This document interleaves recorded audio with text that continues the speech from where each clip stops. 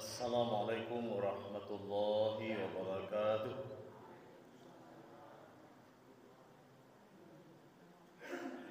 Innal hamdalillah nahmaduhu wa nasta'inuhu wa nastaghfiruh wa na'udzu billahi min shururi anfusina wa min sayyiati a'malina. May yahdihillahu fala mudilla lahu wa may yudlil fala hadiya lahu. Asyhadu an la ilaha illallah wahdahu la syarika lahu wa asyhadu anna Muhammadan abduhu wa rasuluhu la nabiyya ba'dah. Allahumma shalli wa sallim wa barik ala nabiyyina wa rasulina Muhammadin wa ala alihi wa sahbihi ajma'in. Wa ba'du. Qala Allah ta'ala fi kitabil aziz. A'udzu billahi minasy syaithanir rajim. Bismillahirrahmanirrahim.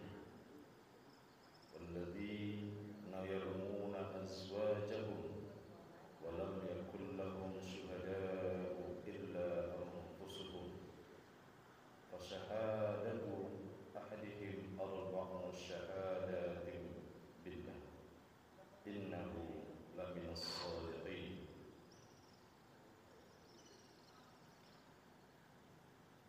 وقال الله تعالى أيضا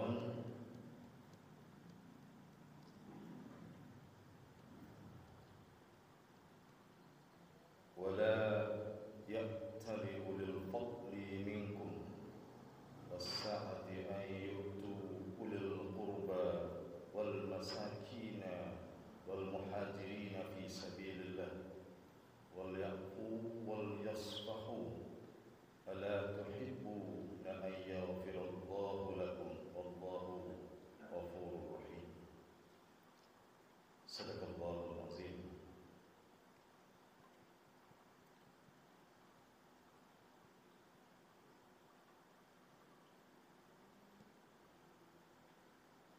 Dan orang-orang yang menuduh istrinya berzina padahal mereka tidak mempunyai saksi-saksi selain dari diri mereka sendiri, maka kesaksian masing-masing orang itu ialah 4 kali bersumpah dengan nama Allah bahwa sesungguhnya dia termasuk orang-orang yang benar.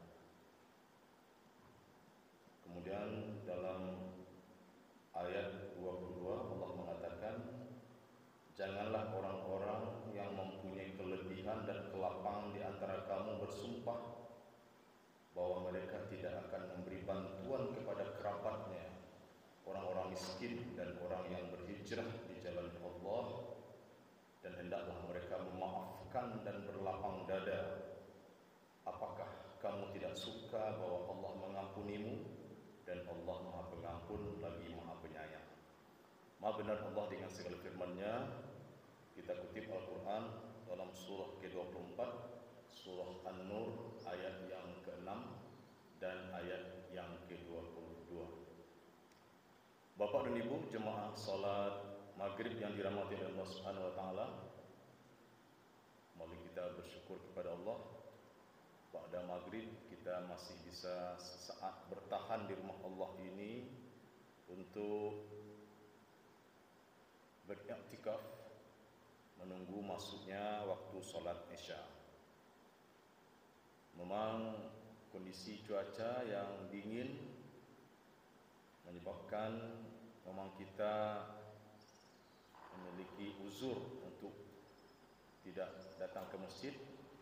Tapi alhamdulillah banyak yang datang, walaupun juga mungkin punya ada uzur lain untuk pulang kembali.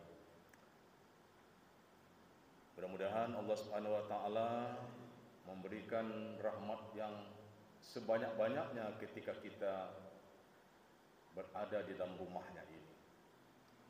Karena kita sadar bahwa ketika masuk rumah Allah ini kita minta dibukakan pintu rahmat. Allahumma ftahli abwaba rahmati. Ya Allah, bukakanlah bagimu pintu-pintu rahmat-Mu. Artinya di rumah Allah inilah pintu rahmat itu ada dan banyak sekali. Dan makanya seorang-orang yang dipanggil ke sini pasti merasakan keberuntungan, pasti merasakan ketenangan. Maka panggilannya dengan hayya 'alal falah. Mari menuju kemenangan, mari menuju keberuntungan. Kalau tidak ke sini dia rugi, kalau tidak ke sini dia kalah. Dan kita termasuk orang-orang yang menang, alhamdulillah. Salawat dan salam kepada junjungan kita Nabi Muhammad sallallahu alaihi wasallam. Allahumma shalli ala Muhammad wa ala ali Muhammad. Bapak-bapak dan ibu, kita lanjutkan kajian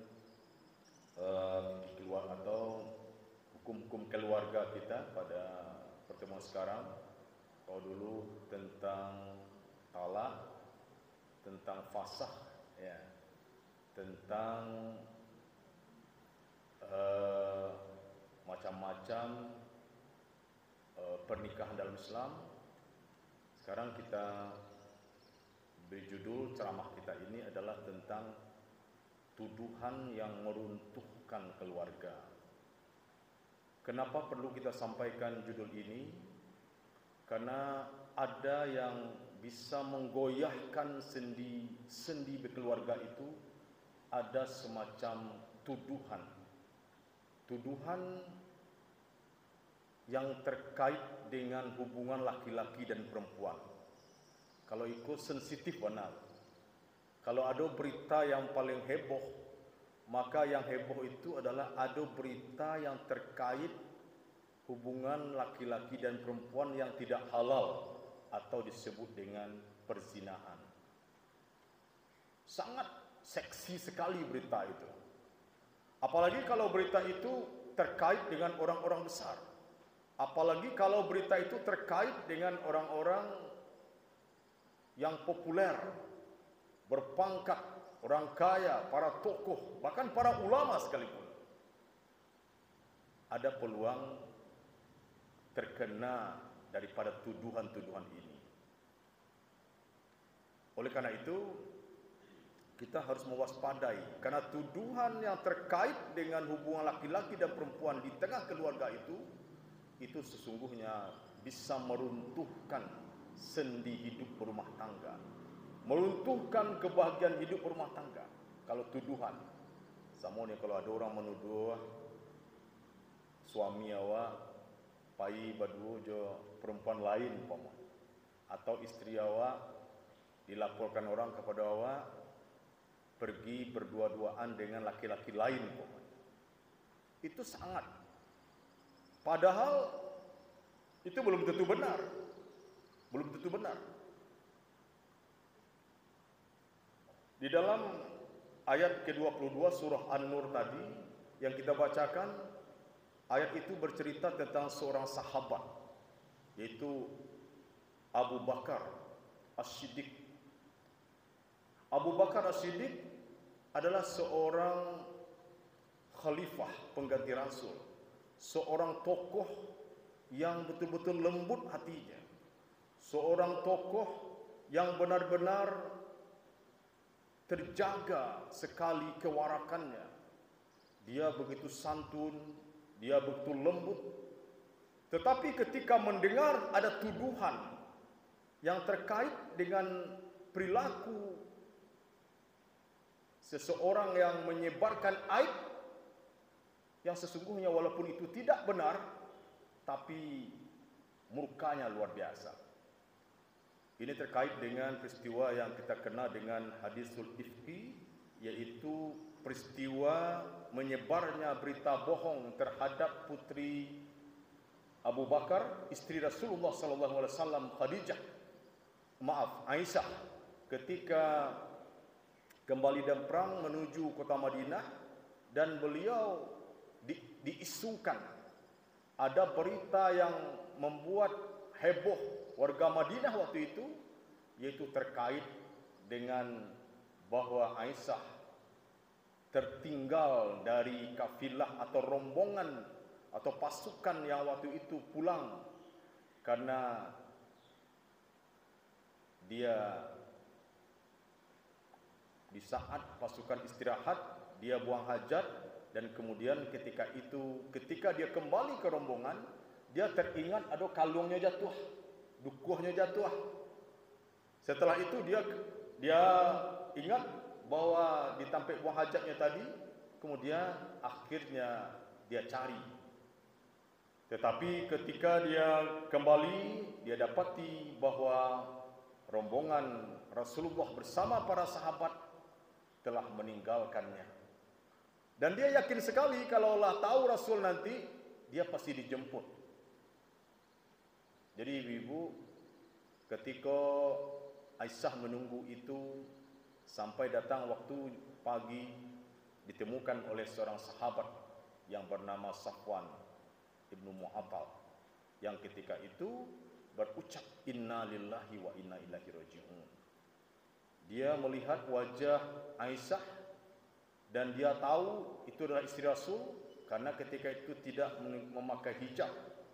Dan dia pernah melihat Aisyah sebelum datang perintah berhijab, dan dia tahu itu adalah istri Rasul.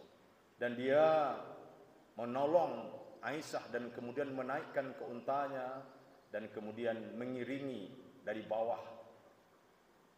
Aisyah berjalan naik kepada untanya dan sampai mengantarkan Aisyah ke Madinah. Tapi apa yang terjadi? Yang terjadi adalah isu besar telah melanda kota Madinah waktu itu, di mana Abdullah bin Ubay bin Salul ketika itu seorang munafik menyebarkan berita terjadinya perselingkuhan antara Sayyidah Aisyah dengan Safwan. Ini benar-benar meluluhlantakkan perasaan seorang Rasul, seorang sahabat sekelas Abu Bakar As-Siddiq. Itu luar biasa. Bahkan ketika itu dia dapati pula yang menyebarkan berita itu termasuk saudaranya Mistah. Nah, ketika itu dia bersumpah tidak akan lagi membantu perempuan miskin itu, karena perempuan itu turut pula menyebarkan berita-berita hoax, berita-berita bohong kepada orang lain, yang akhirnya datanglah turun ayat ini bahwa ternyata tidak boleh, jangan bersumpah. Bahkan diingatkan, wahai orang yang memiliki kelebihan dan kelapangan, kata Allah. Artinya yang disebut dengan kelebihan itu adalah sahabat yang bernama Abu Bakar As-Siddiq. Sahabat berbeda dengan yang lain, dia memiliki kelebihan. Jadi kelebihan dari sahabat inilah yang tidak hanya kelebihan harta baginya, dia kelebihan ketaatan, kelebihan kekuatan keimanannya, kelebihan kekuatan keyakinannya. Tetapi dia juga guncang ketika itu, bahkan sampai dia merasa dendam kepada orang-orang yang menyampaikan berita tentang baik. Artinya beginilah, sekelas keluarga Rasulullah SAW goncang oleh isu yang terkait dengan ini, isu baru yang terkait dengan perzinaan. Jadi apakah lagi kalau seandainya hal itu masuk ke keluarga awak-awak yang tidak beriman seperti itu, tentu mudah sekali. Bapak Ibu sekalian, apa yang ingin kita katakan? Bahwa ternyata berita-berita buruk yang semacam itu bisa saja sampai kepada kita oleh pihak lain, tetapi yang paling menyakitkan adalah kalau seandainya yang menyampaikan berita atau yang menuduh kita adalah pasangan kita sendiri. Itu yang lebih menyakitkan mana? Pasti lebih menyakitkan kalau seandainya orang lain kita bisa mengelak, kita bisa punya alibi, kita bisa punya cara untuk menepis tuduhan-tuduhan mereka. Tapi kalau seandainya orang dekat kita yang menuduh kita seperti itu, seperti yang dikatakan Allah dalam surah An-Nur ayat yang ke-6 tadi, orang-orang yang menuduh istrinya berzina dan dia tidak punya saksi lain kecuali dirinya sendiri, ini adalah sangat berat sekali. Hari ini di zaman era globalisasi, era informasi, era digital namanya. Itu sebenarnya kan mudah saja mencari-cari kesalahan orang. Kalau HP bisa di-cloning. Jadi HP kau di-cloning WA-nya, maka apapun yang ditulis orang ke WA itu inyo baca, dan orang yang meng-cloningnya suaminya kau membaca. Bisa. Atau hari ini orang memasang CCTV di rumahnya. Dan kemudian dianggap itu adalah bukti bahwa terjadi perselingkuhan atau perzinaan. Tetapi suatu saat, kalau kita melihat mengkaji lebih dalam, bagaimana hukum Islam ini masih memerlukan kesaksian manusia. Jadi 4 orang harus saksi. Kenapa? Karena bisa saja kesaksian yang bersifat digital bisa saja hari ini direkayasa.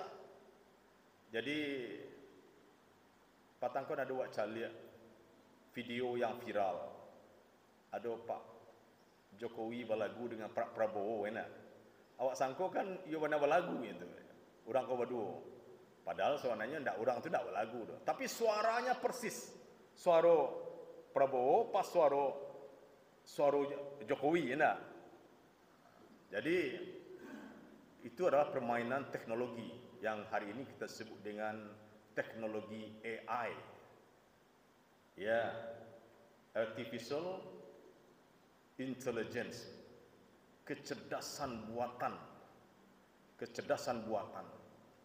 Orang yang berdakik saja bisa, orang yang berdakik bisa menjadi berpelukan. Orang yang mungkin hanya motota, bisa mereka berciuman dibikin video seperti itu. Itulah kecanggihan. Bahkan para ilmuwan muslim awalnya kan khawatir dengan AI ini. AI ini ragu, orang tak tahu kita nama asli, nama palsu, misalnya tak tahu oleh. Kadang kecerdasan buatan yang dibuat oleh manusia. Makanya dalam Islam ketika seorang yang mendapatkan atau menuduh istrinya berkhianat atau berzina, ternyata dia tidak bisa mencari fakta-fakta yang lain. Dia harus mendatangkan 4 orang saksi laki-laki. Begitu dalam fikih. Kalau dia tidak dapatkan, dia harus bersumpah 4 kali. Kalau di dalam ayat ke-7-nya dikatakan yang kelimanya dia bersumpah bahwa dia meyakini betul istrinya itu berzina. 4 kali demi Allah. Kemudian yang kelimanya, kalau seandainya dia tidak benar, dia bersedia dilaknat oleh Allah. Berarti sumpah yang semacam ini membuktikan keyakinan yang kuat. Jadi artinya fakta-fakta di luar kita yang bersifat non manusia, yang hari ini sudah mulai diragui orang, tetapi Islam masih menganggap sisi kemanusiaan itu tetap penting ada. Jadi kalau dahulu orang percaya dengan suara rekaman, dengan rekaman suara, tapi hari ini rekaman suara jangan kita percaya lagi. Kalau dahulu, apalagi foto, apalagi video, semuanya hari ini bisa direkayasa. Tetapi disinilah Islam masih tetap dengan prinsip ketika seorang yang menuduh pasangannya berzina itu harus memiliki saksi. Bahkan Hilal bin Umayyah ketika mengatakan bahwa apakah saya masih butuh saksi kalau saya melihat istri saya berada di bawah atau ditindih oleh laki-laki lain, maka Nabi mengatakan perlu saksi. Kalau tidak kamu akan dicambuk. Berarti begitu pentingnya kemanusiaan hari ini. Bapak dan Ibu sekalian, ini yang kita sebut di dalam ayat ini terkait dengan hukum keluarga yang dalam bahasa fikih kita sebut dengan li'an. Li'an adalah orang-orang yang menuduh istrinya berzina yang dia tidak punya saksi kecuali dirinya sendiri, maka dia harus memberikan kesaksian 4 kali dengan bersumpah. Masalah muslimin rahimakumullah. Ketika ini kita masukkan ke dalam pemahaman kompilasi hukum Islam yang dianut oleh orang Indonesia, maka sumpah li'an ini menuduh seorang istri berzina itu tidak main-main.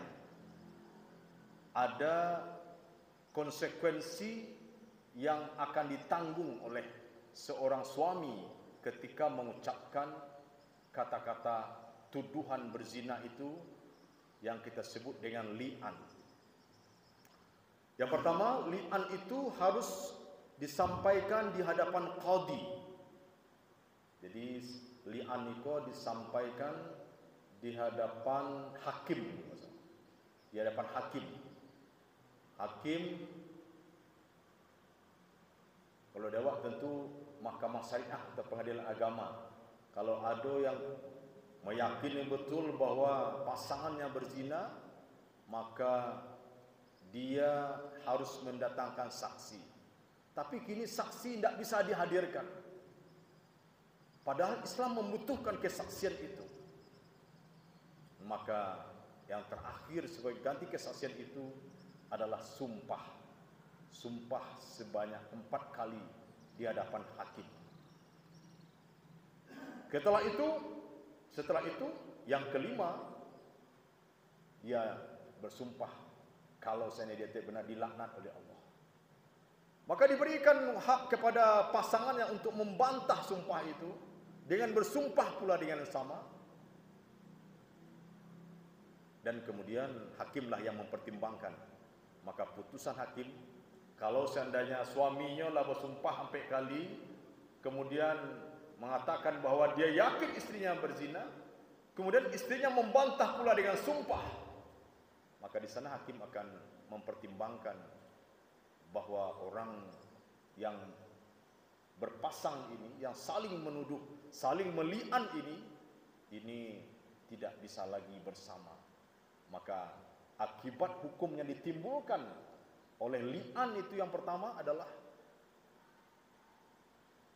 mereka harus dipisahkan atau diceraikan. Bagaimana proses perceraiannya? Proses perceraiannya adalah dengan fasakh, bukan dengan talak. Fasakh apa itu? Pembatalan pernikahan. Akibatnya apa? Akibatnya bahwa seorang suami dan istri yang telah selama ini bergaul tetapi saling meli'an, saling melaknat, saling menuduh pasangannya berbuat zina, maka dia harus dipisahkan dari pasangan. Bapak dan Ibu yang saya hormati, yang kedua, akibat dari li'an itu di samping mereka bercerai, ini kita lihat dalam riwayat hadis Ibnu Umar ini, maka perceraian mereka ini tidak ada peluang untuk kembali lagi. Maka bagi mereka adalah haram untuk berkumpul selamanya.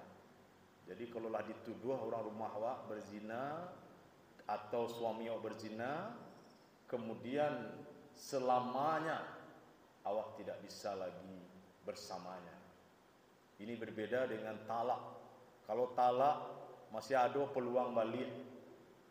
Kalau li'an tidak ada lagi peluang untuk bersama. Bapak dan Ibu, jemaah yang dirahmati oleh Allah Subhanahu wa taala, makanya oleh karena itu memang kehati-hatian di dalam berbicara, menuduh apalagi bagian yang sangat sensitif itu, yaitu bagian yang sangat menjadi aib dan malu itu betul-betul harus benar-benar diperhitungkan. Yang ketiga adalah bahwasannya seorang istri yang dituduh atau dili'an oleh suaminya, dituduh berzina oleh suaminya, maka perempuan itu masih mendapatkan hak sebagai pemberian atau nafkah dari suaminya. Artinya sebelum dia berpisah, maka mahar yang diberikan oleh suaminya itu tidak dikembalikan. Jadi jangan dikecek lo, harus dibalik lo kalaupun mereka dipisahkan. Dan andaikan laki-laki itu menyesal, tetapi hak bagi seorang istri yang telah digauli atas pemberian suami ini tidak bisa dibatalkan lagi. Ibu-ibu dan bapak-bapak yang dirahmati oleh Allah Subhanahu wa taala, tuduhan yang semacam li'an ini mungkin secara bentuk yang kita sampaikan tadi mungkin belum ada mungkin, atau belum pernah kita dengar. Tetapi faktanya hari ini, kalau tuduhan istri menuduh suami berselingkuh, tuduhan seorang suami menuduh istrinya berselingkuh, ini sudah banyak sekali kasus. Kalau kasus perselingkuhan. Tapi kasus perselingkuhan itu tidak bisa terbukti apakah mereka sampai kepada perzinaan.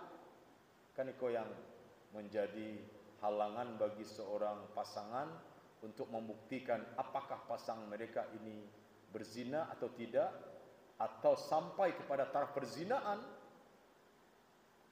Di sinilah kita melihat bahwa pentingnya sebuah keterbukaan di dalam berumah tangga itu. Pentingnya sebuah kejujuran dan keterus terangan dalam rumah tangga. Salah satu bukti bahwa di rumah tangga itu ada kejujuran dan keterus terangan, bahwa di rumah tangga itu tidak ada hal-hal yang disembunyikan, dirahasiakan oleh seorang istri kepada suaminya atau oleh seorang suami kepada istrinya.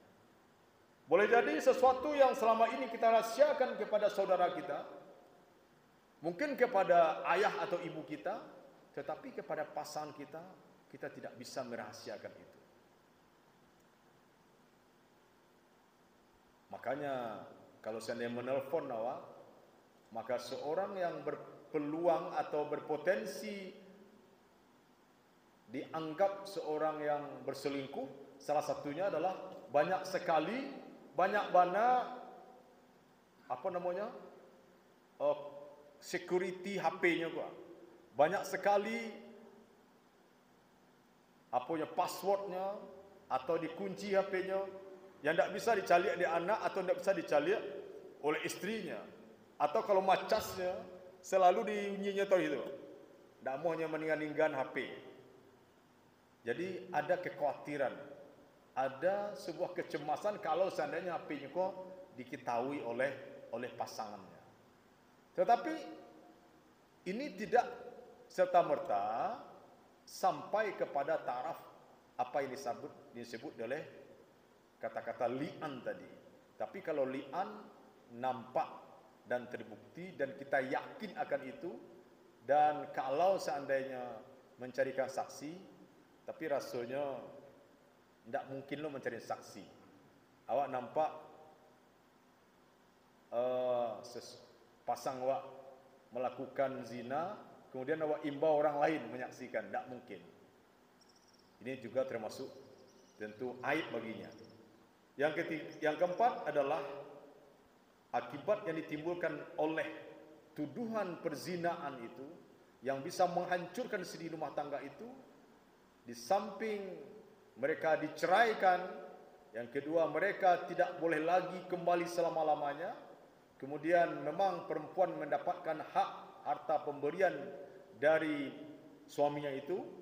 Yang keempat adalah bahwa mereka tidak bisa mewariskan kecuali hanya ibu dan anaknya. Jadi suami kalaupun banyak hartanya itu tidak bisa diwariskan kepada istri yang dituduhnya, tidak bisa diwariskan kepada anaknya. Kenapa? Karena dalam ilmu fikih, anak yang lahir yang ibunya dituduh li'an itu, maka anaknya dinasabkan atau dinisbatkan kepada ibunya. Bapak dan Ibu sekalian yang dirahmati Allah Subhanahu wa taala, jadi hukum orang yang menuduh istri atau pasangannya berzina ini, kalau kita melihat kepada berat akibatnya, bahkan akibat yang ditimbulkannya itu adalah bahwa beratnya lebih berat daripada mentalak istrinya. Jadi menli'an istri lebih baik daripada mentalak istri. Kalau talak istri kalau talaknya talak satu atau sampai talak dua masih ba'in surah. Tapi kalau seandainya ataupun talak ke talak tiga, ba'in kubra, masih ada peluang walaupun tipis. Seperti kajian kita pada pertemuan yang lampau, kalau talaknya talak tiga, ba'in kubra, lah 3 kali ditalaknya, maka tidak ada lagi masa iddah. Yang ada adalah harus ada pihak lain yang menjadi muhalil untuk menghalalkan mereka, dan kemudian setelah mereka menikah dan kemudian laki-laki yang menjadi muhalil itu sampai tidak lagi suka kepada perempuan itu dan menceraikannya, dan kemudian setelah habis pula masa iddahnya baru bisa balik kepada suami yang telah menceraikannya sebanyak 3 kali itu. Artinya masih ada peluang. Tapi kalau li'an lah menuduh istriku berzina, tidak ada peluang seperti itu lagi untuk kembali kepada istri yang pernah dituduh berzina itu. Maka oleh karena itu tentu ini adalah merupakan sebuah perbuatan yang barangkali mungkin sepertinya sederhana menurut sebagian orang, tetapi akibat dari tuduhan ini memang luar biasa.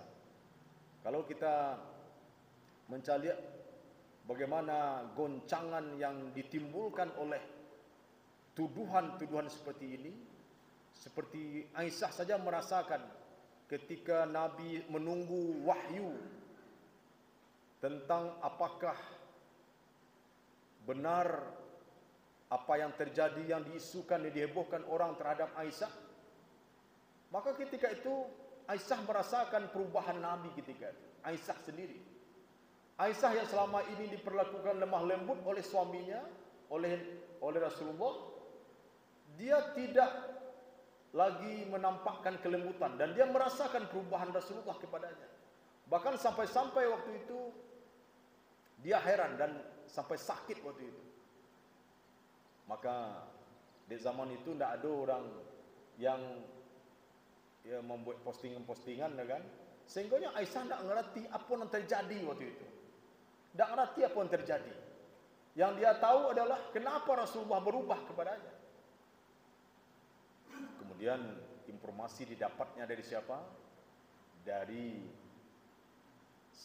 Dari saudaranya Rasul yang bernama Mistah, yang mengatakan bahwa engkau telah dituduh berzina dengan Safwan, dan inilah yang menggoncangkan dia sampai dia akhirnya minta pulang atas izinnya kepada Rasulullah menemui ayahnya, dan Abu Bakar pun juga terbakar. Artinya Bapak Ibu sekalian, persoalan yang terkait dengan tuduhan perzinahan ini adalah perbuatan yang sangat keji sekali, dan dia bisa merusak, bisa meruntuhkan, dan bisa melumpuhkan dan bisa menggoncang serta meluluhlantakkan sendi-sendi kebahagiaan hidup berumah tangga. Mudah-mudahan kita semua menjadi orang yang tentu menjaga, jangan sampai ini terjadi, jangan sampai ini dialami oleh keluarga kita. Tentu kita berharap, kita berusaha dan berlindung kepada Allah Subhanahu wa taala. Di saat sekarang yang semuanya bisa saja terjadi, apapun bisa terjadi, kepada siapapun bisa terjadi. Kita semuanya minta perlindungan kepada Allah Subhanahu wa taala. Barangkali ini yang bisa kita sampaikan dalam kesempatan yang terbatas ini. Semoga Allah Subhanahu wa taala memberikan rahmat dan kurnia-Nya kepada kita dan memberikan perlindungan kepada saudara-saudara kita, kepada keluarga kita tentunya, kepada orang kampung halaman kita. Mudah-mudahan ini pula lah yang menjadi benteng kita, karena apabila ini yang banyak terjadi, tentu akan memancing murkanya Allah Subhanahu wa taala kepada kita. Terima kasih, mohon maaf bila kurang berkenan. Billahi taufik wal hidayah. Assalamualaikum warahmatullahi wabarakatuh.